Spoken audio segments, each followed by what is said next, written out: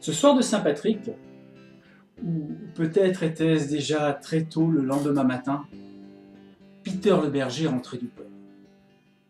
Depuis longtemps déjà, il avait quitté la ville, depuis longtemps déjà il marchait dans la lande, et le vent achevait de nettoyer ses oreilles des bruits de la fête.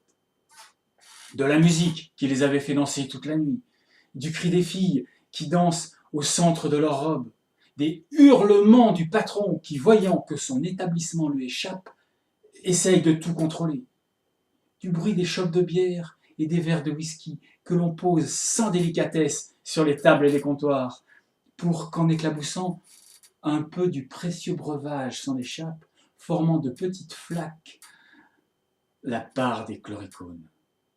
Les chloricones? J'en vois qui ouvrent des yeux comme ça et qui ne connaissent pas les chloricones. Pourtant, j'en suis certain, vous avez les mêmes à la maison. Laissez-moi vous expliquer. Imaginez des petits bonhommes, hauts comme ça, avec une barbe pointue, un chapeau pointu, un air malicieux, un grand manteau en poil de chèvre, des barillet multicolores et des chaussures en cuir avec une grosse boucle dorée devant et des talons hauts pour les rehausser un peu. Ça y est, je vois, vous avez les mêmes à la maison, seulement vous les appelez farfadets, lutins, que sais-je encore. Enfin, les mêmes, et c'est pas tout à fait les mêmes, parce que en Irlande, on pense que les chloricones sont très riches, qu'ils ont un trésor de pièces d'or qu'ils ont amassé et qu'ils cachent dans leur souterrain sous la lande. Même s'il y a des Irlandais pour croire que les chloricones sont de facétieux petits lutins et des escrocs malicieux, des faussaires qui ont fabriqué leurs trésors eux-mêmes en fausses pièces d'or dans leurs forges, dans leurs souterrains sous la lande. D'ailleurs, quand on colle son oreille sur une pierre dans la lande, on peut écouter les forges des chloricones. Et Peter le berger avait souvent collé son oreille sur une pierre dans la lande. Il avait souvent écouté le bruit des forges des chloricones. Alors, ce soir de Saint-Patrick, peut-être déjà très tôt le matin, Peter le berger voulait bien croire au trésor des chloricones. C'est pour ça que, toute la nuit, il avait reposé sans délicatesse sa chope de bière, sans délicatesse son verre de whisky, pour qu'un peu du précieux breuvage s'en échappe et forme des petites flaques pour les chloricones. Car ces maudits buveurs de bière et de whisky, si on ne leur laisse pas leur part, ils vous vident tous les fûts et toutes les bouteilles du pub en un rien de temps. Et comment faire de la musique? Comment faire la fête si on n'a plus rien à boire? Ce soir de Saint-Patrick, ou peut-être était-ce déjà bientôt le lendemain matin, Peter le berger marchait dans la lande. Le soleil se levait et commençait à donner un contour familier à ce paysage. Les rêves s'en allaient avec la nuit qui se retirait, quand soudain il entendit un air de flûte. Or, il n'y a que lui, ses moutons et ses chiens qui vivaient dans la lande. Et raisonnablement, ni ses moutons, ni ses chiens ne savaient jouer de la flûte. Alors, pour s'extirper des brumes de l'alcool, il se met face au vent pour prendre une bordée de bon sens. Et là, il écoute à nouveau un air de flûte. Et ça venait de là-bas, du creux du marais séché.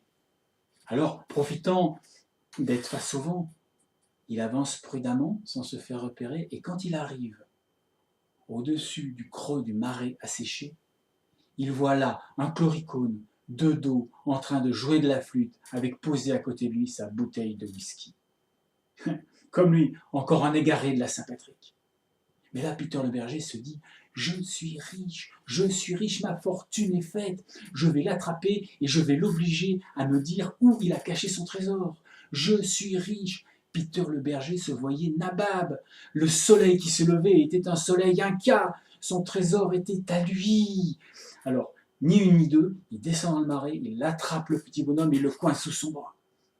Alors, le petit bonhomme essaye bien de se débattre, le chloricone se tord dans tous les sens, fait comme il peut, mais rapidement, il se rend compte qu'il n'arrivera pas à échapper à Peter le berger. Et Peter le berger lui dit « Je te rendrai ta liberté quand tu m'auras donné ton trésor. » Alors le chloricone, eh ben, il s'est résolu à emmener Peter le berger là où il avait enterré son trésor et lui dit voilà, c'est là, au pied de ce pied de bruyère que j'ai enterré mon trésor. Tu peux me libérer maintenant. Mais Peter le berger lui dit non, non, non, non, si je te libère, tu vas t'en aller et quand moi je vais creuser, il n'y aura rien en dessous. Mais non, écoute-moi bien.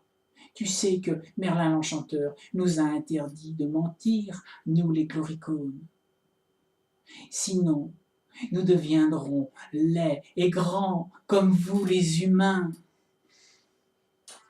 Cet argument suffit à convaincre Peter le berger. Il dit alors je vais marquer le pied de bruyère et je vais te rendre ta liberté, mais tu vas me promettre de ne pas enlever la marque que je vais mettre sur le pied de bruyère pour que je puisse le reconnaître. Le petit bonhomme, comme il ne peut pas s'échapper, qui veut retrouver sa liberté, eh bien, il fait cette promesse-là aussi. Et Peter le berger arrache un poil de barbe au chloricone, l'attache après le pied de bruyère, rend la liberté au chloricone et s'en va dans sa bergerie pour chercher une pelle et une pioche. Pendant ce temps-là, le chloricone, il reste autour de son pied de bruyère, il tourne en rond et fait les 100 pas. Il a une mine horrible, il râle, il rouspète, il est mécontent de s'être fait voler son trésor, de s'être fait avoir.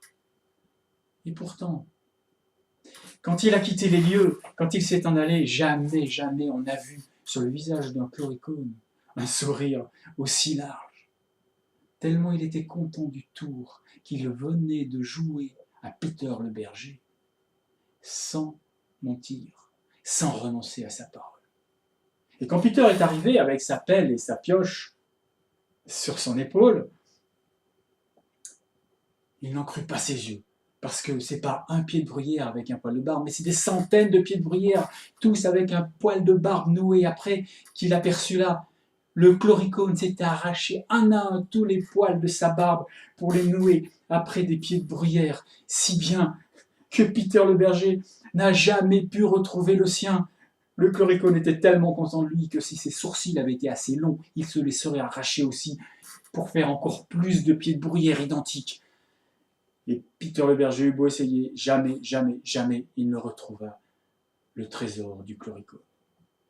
Mais pire encore, parce que quand il est rentré chez lui, quand il est rentré à sa bergerie, son fût de bière et ses bouteilles de whisky étaient vides. Et chaque fois qu'il en a fait rentrer d'autres, elles se sont vidées la nuit sans qu'il y touche. Ainsi était la revanche du chloricone.